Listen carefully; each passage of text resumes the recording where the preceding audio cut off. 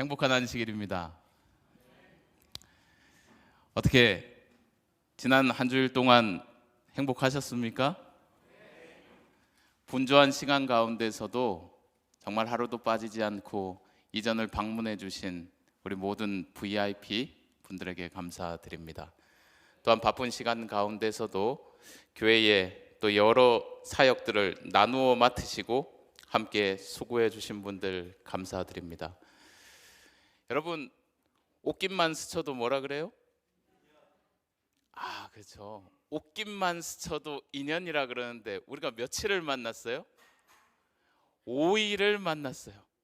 여기 보니까 익숙한 분들이 계신데 5일 동안 만났어요. 보통 인연이 아니죠. 그 하루하루를 함께 할 수 있도록 인도해 주셔서 감사합니다.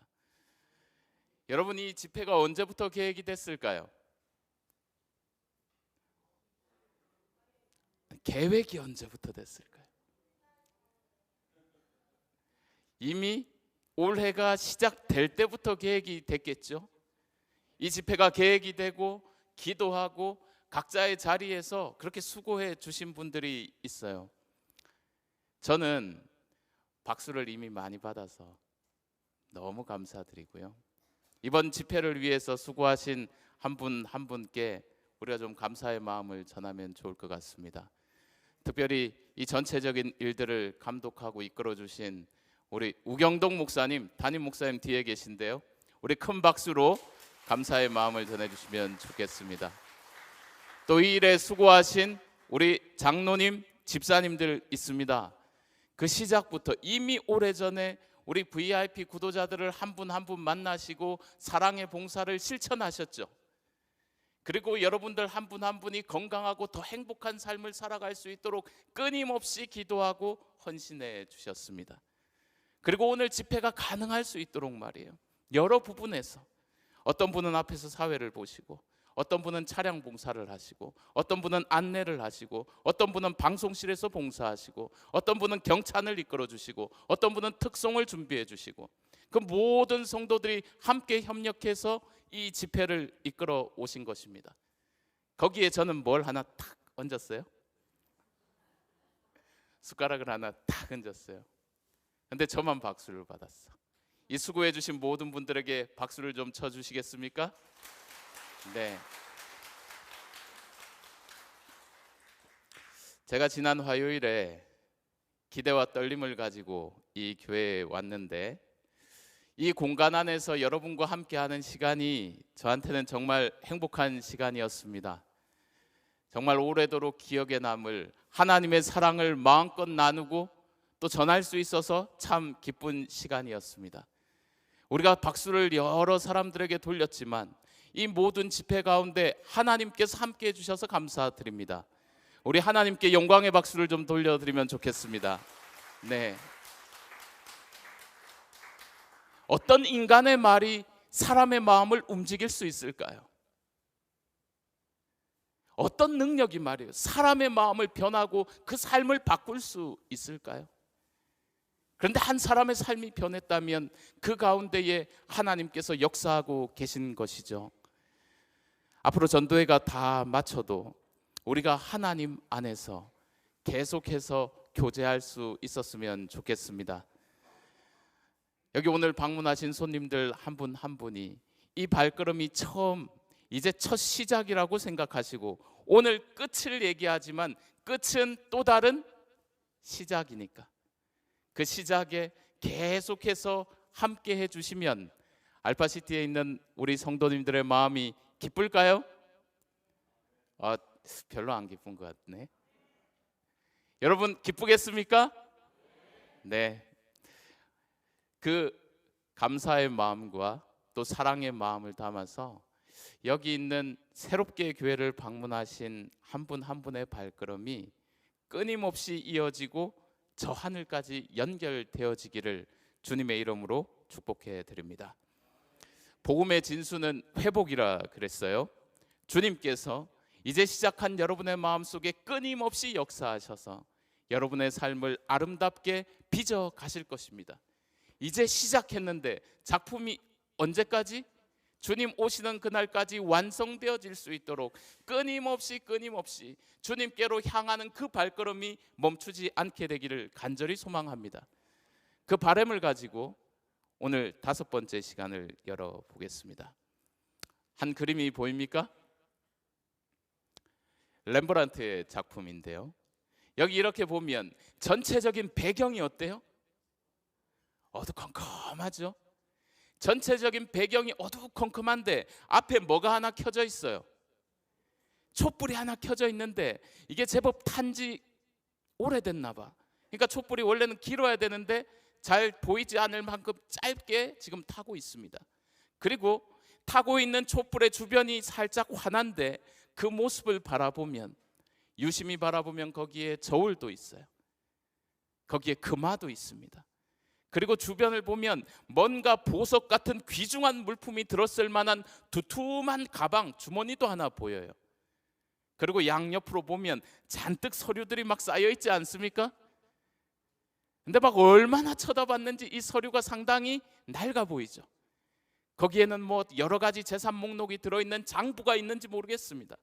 다른 사람에게 돈을 빌려주고 받지 못한 여러 차용증, 영수증이 있는지 모르겠어요. 상당히 귀중한 것 같아요. 그리고는 이 사람이 말이에요, 유심히 무언가를 하나 촛불 앞에서 이렇게 보고 있어요. 촛불을 가까이 대고 뭐 보고 있어요? 동전인 것 같죠? 그 말을 유심히 바라보고 있어요. 전체적인 배경은 어둡고 초는 다 타들어가고 그 주변은 온통 서류들이 난잡해 있고 그 가운데서 유심히 그 말을 보고 있는 이 사람의 옷을 한번 보세요. 옷이 좋아 보입니까? 가난해 보입니까? 좋아 보입니까? 옷이 좀 좋아 보이죠? 근데 그 얼굴을 유심히 보세요. 주름이 깊어요. 세월이 좀 많이 지나갔습니까? 나이가 좀 들어 보여요? 세월이 어떻게 지나갔는지 모르겠는데 나이가 들고 어느 순간부터 노쇠화되기 시작했어. 근데 이 사람의 온통 관심사는 뭐예요? 지금 내 순간 앞에 있는 이 금화 말이에요. 내게 만족을 주는 현세적인 것들에 빠져 있더란 말이죠. 이 그림의 제목이 뭔지 아십니까? 어리석은 부자입니다. 여러분, 부자가 어리석은 게 아니죠. 부자라서 어리석은 게 아니에요. 미래 앞으로 다가올 일이 어떤 것인지를 전혀 모르면서도 뭐에 집중하고 살아가요? 현실에 오늘 당장 내게 유익을 주는 것에 빠져가지고 그렇게 살아가는 거죠. 내 삶이 언제 끝날지에 대해서는 전혀 인식하지 못한 채 마치 이 삶이 계속해서 진행될 것처럼, 유지될 것처럼 그렇게 하루하루를 살아가는 것입니다. 제가 어느 날 설호정 씨가 쓴 삶 그리고 마무리라는 책을 읽은 적이 있는데요, 이 내용을 좀 잠깐 읽어드리겠습니다. 지난 여름 나는 스웨덴의 공동묘지 2군데를 관광했다. 유명한 현대 건축가에 의해 설계된 광활하고 아름다운 묘지들이었다. 산자들의 지척에 죽음이 있음을 온전히 이해한 영혼이 깨인 건축가에 의해 손 안 댄 듯이 손댄 거룩하고 따사로운 공간이었다. 고대에서부터 이루어져 온 많은 역사 유적들이 장엄하나 쓸쓸한 인간의 한계를 확인시키는 것과 달리 내게 그 공동묘지는 죽음의 힘으로 마침내 공평무사해져서 평화를 되찾는 인간들의 거처로 비쳤다. 거기 한 구석 어디서 한나절 졸고 나면 심신이 두루 때를 벗어 신선이 될 듯도 했다. 산자와 죽은 자가 서로 말을 건네어 이승과 저승을 넘나들 수 있는 공간이 그 공동묘지였다는 말이다. 나는 그곳에서 죽은 자를 조상한 것이 아니라 죽은 자로부터 쓰디쓴 삶을 위로받았다 하겠다. 그 공동묘지 둘 중 하나이었는지 싶다. 작디 작은 채플이었다. 땅속에 묻히기 전에 다시 한번 이별하는 그 처소의 입구에 해독할 수 없는 짧은 스웨덴어 문장이 동판에 새겨져 붙여져 있었다. 통역을 불러서 물어보았다. 이런 글이었습니다. 뭡니까? 오늘은 나, 내일은 너. 통역의 입에서 간단히 이 말이 떨어졌다. 눈물이 왈칵 솟구쳤다. 사자가 우리에게 전하는 그 통절한 메시지가 어두운 내 눈을 찔렀던 것이다. 여러분, 그렇지 않습니까? 우리가 아무리 잊으려고 해도, 우리가 아무리 피하려고 해도 저와 여러분이 알듯이 우리가 죽음의 실제에서 벗어날 수 있나요? 그런 분 계십니까? 모든 가진 것에 상관없이, 내가 얼마나 배웠느냐에 상관없이, 내가 이 땅에서 얼마나 누리느냐에 상관없이 모든 사람이 반드시 무엇을 경험하게 돼 있어요? 죽음을 경험하게 돼 있는 거죠. 그래서 그 인간의 실존에 대해서 성경은 이렇게 얘기하고 있습니다. 내일 일을 너희가 알지 못하는도다. 생명이 무엇이냐? 그 다음에 같이 읽을게요. 시작. 너희는 잠깐 보이다가 없어지는 안개니라. 진리입니까? 여러분, 이 알파시티 이 공간이 말이에요, 우리만 거주하는 공간 같지만 이 땅을 조선시대 사람들도 지나갔을까요? 맞아요. 신라시대 사람들도 지나갔을까요? 그럼 뭐 그 이전 세대의 사람들도 이 땅을 밟고 지나갔을까요? 많은 사람들이 이 동일한 공간을 시간대를 달리해서 지나갔단 말이에요. 맞습니까? 저와 여러분이 영원히 이 공간에 있나요? 아니, 어느 순간 시간이 되면 우리도 이 땅 가운데 한 줌의 재로 묻혀버리지 않겠습니까? 제가 이제 48이 됐는데 제법 삶을 많이 살았는지 관계들이 많이 맺어졌죠. 그 가운데에서 이제 자꾸만 제 가까운 친척들이, 친구들이, 사랑하는 성도들이 제 곁을 떠나갑니다. 올해도 제가 잘 아는 그리고 사랑하는 여러분들이 세상을 떠나셨는데 제 작은 아버지가 올 봄에 돌아가셨어요. 제가 아무 생각 없이 작은 아버지가 위독하다는 얘기를 듣고 돌아가시기 일주일 전에 전화를 드렸어요. 많이 힘드시죠? 같이 기도하겠다고. 너무 힘들어 하시니까 어떤 말을 더 할 수는 없고 제가 기도하겠다는 말을 남기고 말이에요. 며칠 있다가 돌아가셨다고요? 일주일 있다가 돌아가셨어요. 그렇게 빨리 돌아가실 줄은 몰랐어요. 그리고 나서 한두 달이 더 지나가지고 저희 큰 이모부님이 돌아가셨어요. 근데 제가 2달 전에 만났거든요. 전혀 돌아가실지 몰랐어요. 죽음의 그림자를 전혀 읽지 못했어요. 그런데 몇 달 만에 돌아가셨어? 제가 만나고 2달 만에 돌아가셨어요. 그리고는 몇 개월 전에 한 젊은 청년이 죽었다는 소식을 들었어요. 제가 영남 36에 있을 때 가까이에서 봤던 여청년이었어요. 그런데 유전적인 질환을 앓고 그 가운데에서 고통하다가 젊은 나이 20대에 세상을 떠났습니다. 여러분, 우리가 언제 이 세상을 떠나갈지 모르는 일이죠. 죽음에서 노연할 방법이 있습니까? 오늘은 나, 내일은 너라고 하는 사자의 부르짖음 앞에서 말이에요, 저와 여러분이 죽음을 이길 한 단어를 가지고 있느냐 하는 거죠.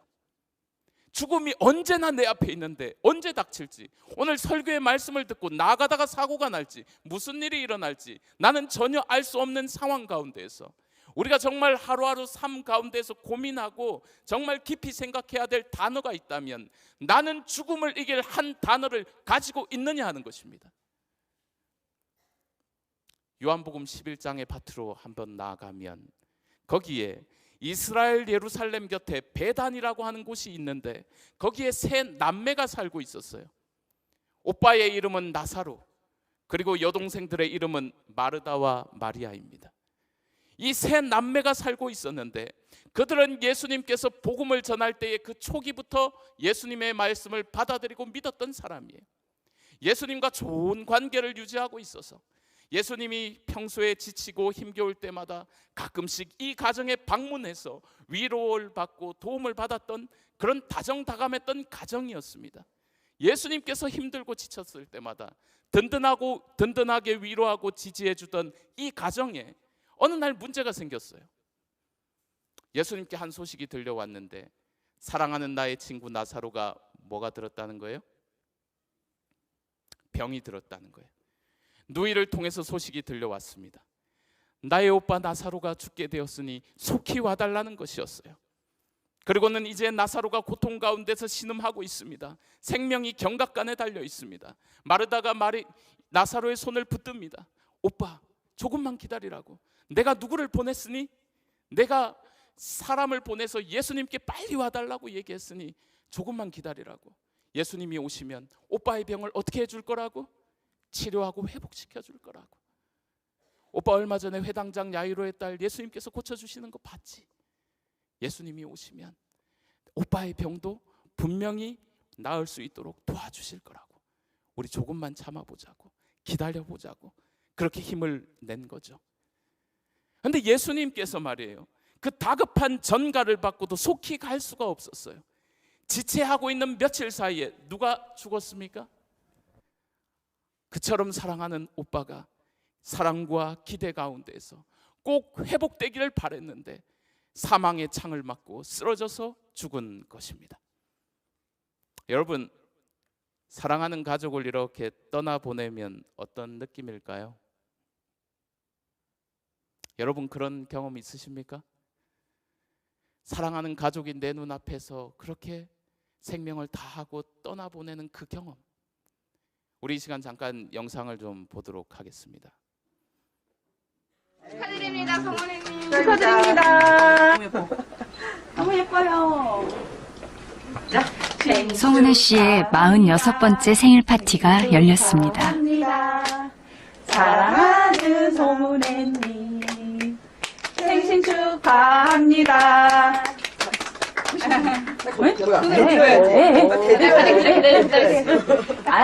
손으로 어딨어. 축하드립니다, 성원혜님. 축하드립니다. 네, 커팅 한번 하셔야죠. 자, 아내의 도움으로 겨우 케이크를 자른 은혜 씨는 췌장암 4기 환자입니다.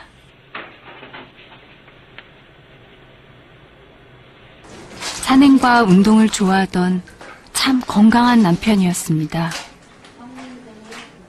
하지만 췌장암 진단 6개월 만에 시한부 선고를 받았습니다. 희망을 가졌었죠.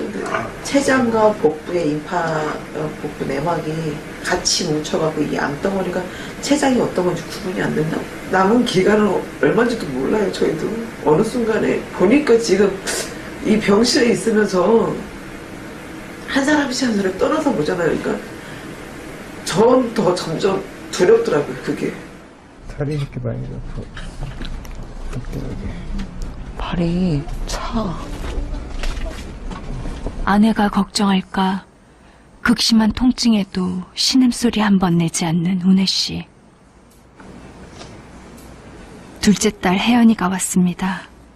아빤 눈도 제대로 뜨지 못합니다.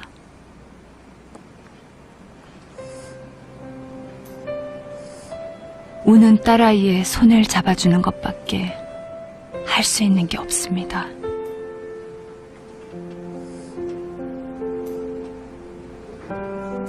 그런데 이제 잡은 손을 놓아야 하나 봅니다.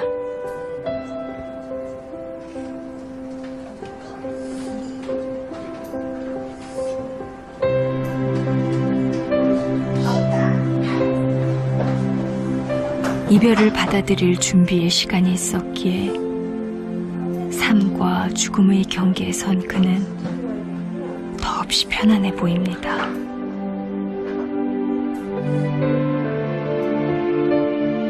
누구에게나 이별은 찾아옵니다. 언젠가 다가올 이별을 후회 없이 맞이하기 위해 우린 지금 무엇을 해야 할까요? 혹시 여러분도 마음에 이렇게 묻어둔 사람이 있나요? 떠나보내고 여전히 그리워서 그렇게 문득문득 떠올리면 그렇게 가슴이 뭉클해지고 그립고 보고 싶은 사람이 있습니까? 저도 그런 사람이 있어요. 1996년 2월에 교통사고로 우리의 곁을 떠난 친구가 보고 싶습니다. 요즘도 자주자주 떠올라요. 그 친구하고 이렇게 보냈던 시간들이, 그 친구만큼 나를 이해하는 사람이 있을까? 물론 지금은 아내가 있으니까 오해하시면 안 됩니다. 그때는 결혼했을 때가 아니니까. 그런데 정말 그 고3 시절 힘겨웠던 때 말이에요. 그때 내 곁에서 함께 위로하고 격려해주고 함께했던 그 친구가 1996년에 교통사고로 세상을 떠났어요. 그 친구가 지금 살아있으면 참 내가 든든하고 정말 즐거웠겠다 하는 생각이 있어요. 기독교 사상가인 팀 켈러는 죽음이라고 하는 것은 거대한 단절이라고 얘기했어요. 사랑하는 이들을 우리를 그들에게서 갈라놓는다고 했습니다. 그처럼 큰 고통을 우리에게 주는 이 죽음의 문제 앞에서, 그 거대한 단절 앞에서 나사로의 이야기가 여기서 끝나버렸다면 우리에게 어떤 소망이 있을까요? 그런데 성경의 이야기는 여기서 끝나지 않는 것입니다. 나사로가 죽은 지 사흘이 지났습니다. 이스라엘은 아주 무더운 지역이기 때문에 사람이 죽고 나면 빨리 부패가 되죠. 그래서 그날 바로 장사를 지내게 됩니다. 죽은 지 3일이 지났어요. 어떻게 됐을까요? 사람이 죽으면 어떻게 되죠? 모든 구멍에서 물이 나오죠. 썩어가는 악취를 풍기잖아요. 3일이 지났는데 예수님께서 베다니에 이르렀어요. 그리고 죽은 오라비 때문에 큰 슬픔 가운데 있는 마르다를 조용히 부르셨습니다. 그리고 그녀를 위로하셨어요. 슬퍼하지 말라고, 용기를 가지라고. 그리고는 이런 말씀을 하셨습니다. 오늘 우리가 함께 읽었던 말씀, 나는 부활이요 생명이니 나를 믿는 자는 죽어도 살게 되는 놀라운 기적을 오늘 네가 보게 될 거라고 했습니다. 그리고는 마르다에게 질문합니다. 네가 이것을 믿느냐? 믿으면 하나님의 영광을 보게 될 것이라고 했어요. 그리고 예수님이 죽음의 현장 가운데로 나아가셨습니다. 예수님께서 마르다의 무덤 앞에 서셨습니다. 그리고 부패되어 가는 그 나사로를 향해서 말이에요, 나사로의 무덤 앞에 서신 다음에 예수님께서 손을 드시고 복음을 선포하셨어요. 여러분 이제 준비하셔야 됩니다. 나사로야 하면 이쪽 편은 어떻게 해야 될까요? 나사로야 나와라. 나사로야 나와라. 아시겠습니까? 예수님께서 나사로의 무덤 앞에 서셨어요. 나사로야, 내 사랑하는 친구야, 사망의 창을 맞고 쓰러져 있는 나사로야. 나오겠어요? 그래가지고 간절한 기대와 열망을 가지고 슬픔 중이지만 사랑을 머금고 나의 친구 나사로를 불렀습니다. 그 이름을 부를 때에 무슨 일이 일어났어요? 거기에 죽음을 이길 소망이 담겨 있는 것입니다. 주님의 명령은 약속이에요. 나오라는 명령은 너를 삼킨 죽음으로부터 다시 너를 빼오겠다는 약속인 것입니다. 이전까지 이 땅에 살아갔던 그 어떤 유력한 왕이나 군대의 장군이나 지혜자가 이런 말을 한 적이 있습니까? 누가 죽은 자를 그 사망 가운데서 노연하게 할 수 있습니까? 그런데 오늘 요한복음 11장이라는 밭에 나가면 죽음 가운데서 쓰러져서 부패하고 있는 그 한 영혼이 예수 그리스도의 복음의 말씀을 듣고 다시 한번 깨어나는 놀라운 기적의 역사가 적혀 있는 것입니다. 성경의 페이지를 넘어가면 사망의 잠을 자고 있던 나사로가 그 복음에 선포된 말씀에 의하여 일어나게 됩니다. 죽음을 이기고 많은 사람들이 지켜보는 가운데에서 썩어져 가고 있었는데 회복된 모습으로 무덤가에 나오게 되었습니다. 이 모습을 바라보고 가족들이 어떻게 됐을까요? 지켜보던 많은 사람들의 표정이 어떻게 됐을까요? 모두가 너무 기뻐서 감격하여서 하나님 앞에 영광을 돌리는 일이 일어난 거죠. 여러분, 왜 요한복음 11장을 우리가 읽도록 했을까? 왜 요한복음 11장에 나사로의 이야기가 기록되도록 했을까? 왜 오늘 우리가 이 자리에서 죽음의 문제를 논하면서 요한복음 11장의 내용을 보게 하셨을까? 주님은 이 자리에 있는 저와 여러분이 이 말씀의 약속을 붙들게 되길 원하시는 것입니다. 우리가 어떤 고난 가운데 놓여 있더라도, 나사로와 같이 그 죽음의 문턱 가운데 있더라도 그 가운데서 붙들 한 이름이 우리에게 있는 거예요. 예수, 그 이름은 죽음을 이긴 이름입니다. 예수, 그 이름은 죽음을 이길 이름입니다. 여러분, 죽음이 강합니까? 세상 사람들이 다 어떻게 살아갔든지 간에 앞에 곧자 붙으면 어떻게 되는 거예요? 맞아요? 나 대단한 사람인 것처럼 살아가도 앞에 뭐 붙으면? 곧자 붙으면 끝난 거예요. 고를 이길 사람이 없어. 그런데 그 고를 이길 한 이름이 있는데 그 이름이 예수 그리스도라고 하는 것입니다. 사도 바울은 이렇게 얘기했습니다. 형제들아, 자는 자들에 관하여는 너희가 알지 못함을 우리가 원하지 아니하노니 이는 소망이 없는 다른 이와 같이 슬퍼하지 않게 하려 함이라. 여러분, 이 말씀을 어떻게 읽으세요? 주로 어떻게 이해하셨어요? 저는 이렇게 이해했어요. 우리에게는 무슨 소망이 있으니? 부활의 소망이 있으니 예수님 다시 오시면 죽은 자가 다 잠자고 있는데 다시 일어나는 그날이 있으니, 그러니 뭐 하지 말자? 슬퍼하지 말자. 그러니까 장례식 가가지고도 뭐예요 그럼? 슬퍼하지 마? 내 사랑하는 어머니가 돌아가셨는데, 아버지가 돌아가셨는데, 내 사랑하는 친구가 떠나갔는데, 그처럼 나와 함께하던 한 인생이 지나가 버렸는데 왜 슬픔이 없겠어요? 예수님도 어떻게 하셨어요? 예수님께서 어떻게 하셨어요? 나사로가 죽었을 때 예수님도 슬퍼하셨어요. 예수님도 눈물을 흘리셨어요. 죽음이라고 하는 것은 무단 침입자인 것입니다. 거대한 단절을 만들어내고 어느 순간 내 사랑하는 사람들과 헤어질 수밖에 없게 만드는 이 무단 침입자, 생명이 단절되고 아무것도 아니게 만들어버리는 이 죽음 앞에서 예수님은 슬픔을 느끼셨습니다. 나사로에게 나아가시면서 이제 곧 나아가서 누구 살리실 거예요? 이제 곧 나사로를 살리실 건데 그 죽음의 현장에 가시면서 예수님도 어떻게 하셨다고요? 슬퍼서 눈물을 흘리셨다고요. 그러면 사도 바울의 이 말이 무엇입니까? 소망 없는 다른 이와 같이 슬퍼하지 않게 하려 함이라. 이중부정이에요. 이건 이렇게 읽어야 되는 거죠. 소망이 없는 사람같이 그렇게 절망해가지고 그렇게 슬퍼하지 말고 뭐 있는 자같이 슬퍼하라? 소망 있는 자같이 슬퍼하라.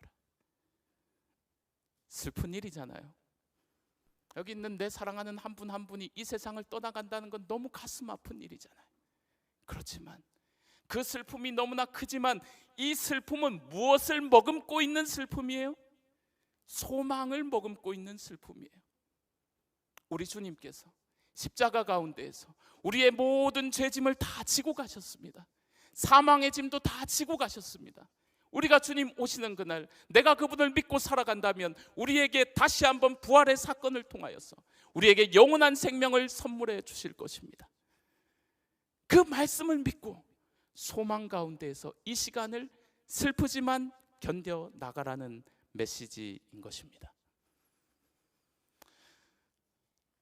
2022년 10월에 슬픈 일을 많이 저희 집사람, 보고 작년이죠. 늙고 작년 10월에 생하여도 저희 집사람 처 외할머니가 하늘 돌아가셨습니다. 영광 밝음이 제가 어떤 그늘에 지니 어디 외할머니라고요? 예수고 제 외할머니라고요? 이지어요 처 외할머니라고요. 항상 그러면 거리가 좀 멉니까? 비춰보더라.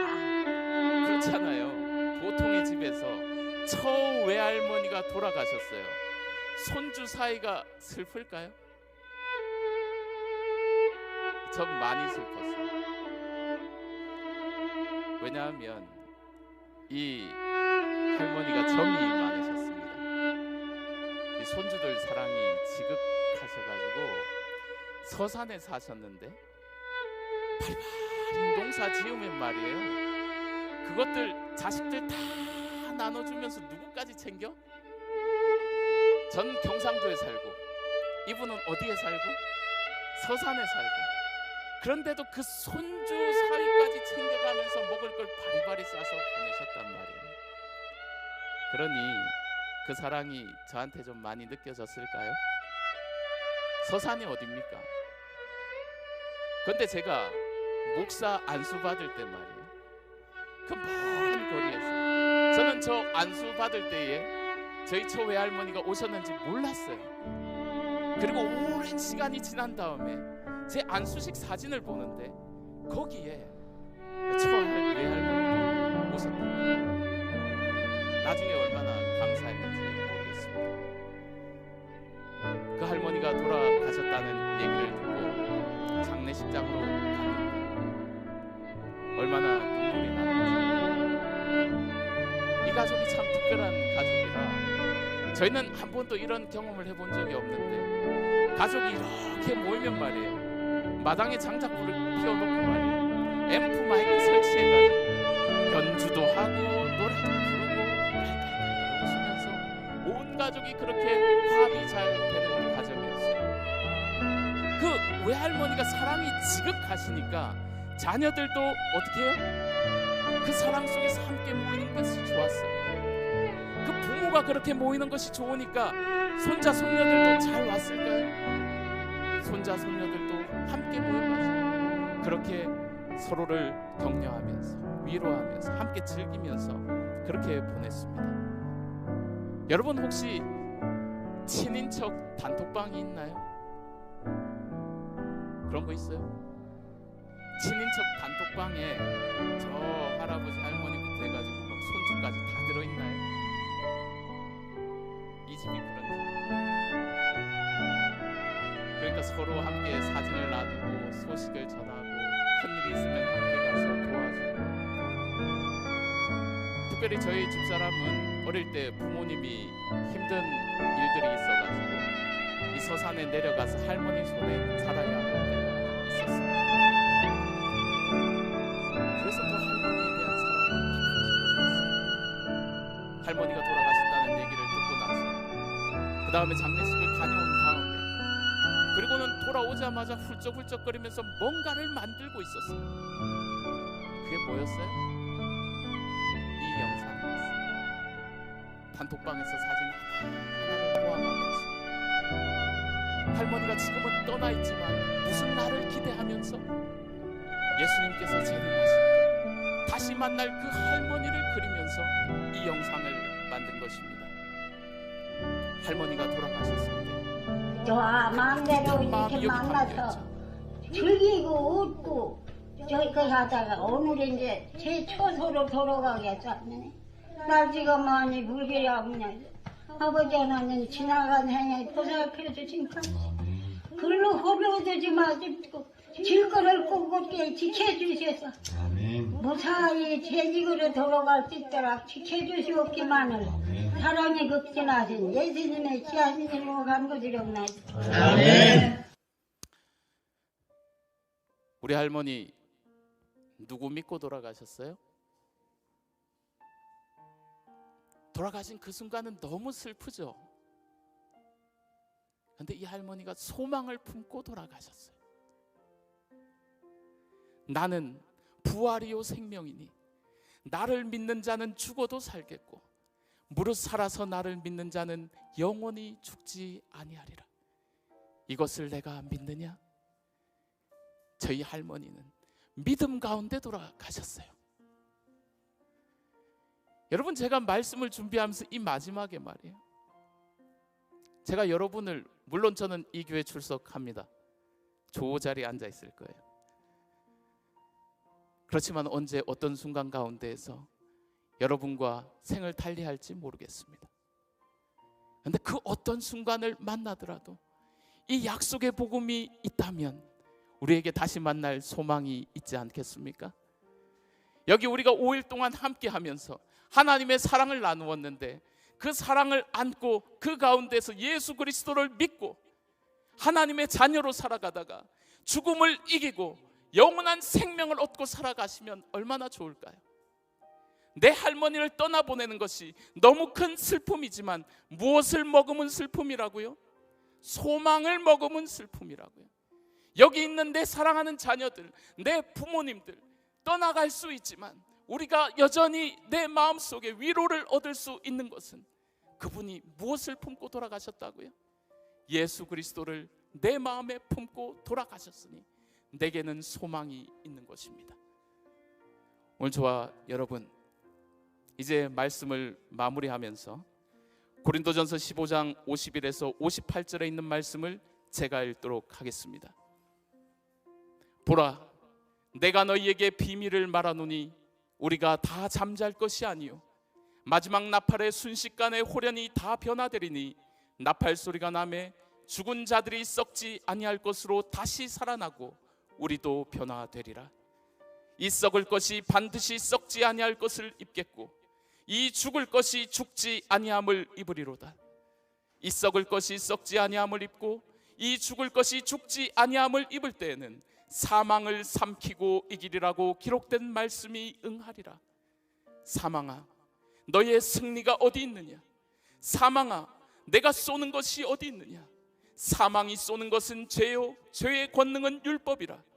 우리 주 예수 그리스도로 말미암아 우리에게 승리를 주시는 하나님께 감사하노니 그러므로 내 형제들아, 견실하며 흔들리지 말며 항상 주의 일에 더욱 힘쓰는 자들이 되라. 이는 너희 수고가 주 안에서 헛되지 않을 줄 알미라. 아멘.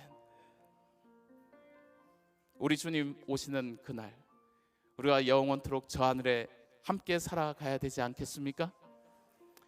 제 지금 살고 있는 아파트는 1301호입니다. 하늘 맨션에 몇 호를 배정받을지 모르겠습니다. 여기 있는 앞에 분들은 몇 호에 거주하시겠습니까? 1302호? 여기는 1303호? 4호, 5호에서 우리 함께 하늘 맨션에서 만나면 얼마나 좋을까요? 인생 길이라고 하는 것 참 힘겹고 쉽지 않습니다. 광야를 걷는 것 같이 힘든 일입니다. 하지만 그 가운데서도 우리가 이 시절 가운데 함께 하시는 하나님의 사랑을 끊임없이 기억하고 걸어간다면 마침내 영광스러운 저 하늘에 이르게 될 것 우리가 확신합니다. 우리 5일 동안 시간을 보냈습니다. 제목이 뭐였어요? 첫째 날, 삶의 무게를 감당할 수 없을 때 광야의 길을 지나면서 이 세상을 살아가는 것이 만만치 않습니다. 둘째 날 뭐였습니까? 내가 나를 통제할 수 없을 때. 셋째 날에요, 잘못된 길에서 돌이키려고 할 때. 넷째 날, 참된 변화를 갈망할 때. 그리고 오늘 마지막 날, 죽음의 순간이 다가올 때. 그 순간순간들마다 우리가 광야의 고된 인생길을 지나가지만 여전히 붙들 한 이름이 있습니다. 오늘이 끝이 아니라 우리가 또 한 주간을 시작하고 또 남은 날들을 살아갈 때마다 이 좋으신 하나님과 함께 걸어가지 않으시겠습니까? 한 주일 동안 성경의 밭에서 답을 찾았습니다. 세상 사람들이 지치고 힘겨울 때마다 다양한 곳에서 길을 찾지만 저는 여러분에게 감히 성경의 밭으로 나가라고 말씀드리고 싶습니다. 왜냐하면 이건 제 삶의 문제들이었으니까요. 제 고통의 현실들이었으니까요. 그 가운데에서 나는 답을 찾기를 원했는데 주님은 말씀의 밭에서 소망을 품게 하셨습니다. 저와 여러분들이 이번 기간이 첫 발걸음이 되어지고 정말 주님 오실 때까지 이 소망의 말씀 가운데에서 위로와 힘을 얻게 되시길 바라면서 오늘 말씀을 줄이겠습니다. 우리 다 함께 일어나셔서 주만 바라볼지라 찬양하신 후에 오늘 예배를 마치겠습니다.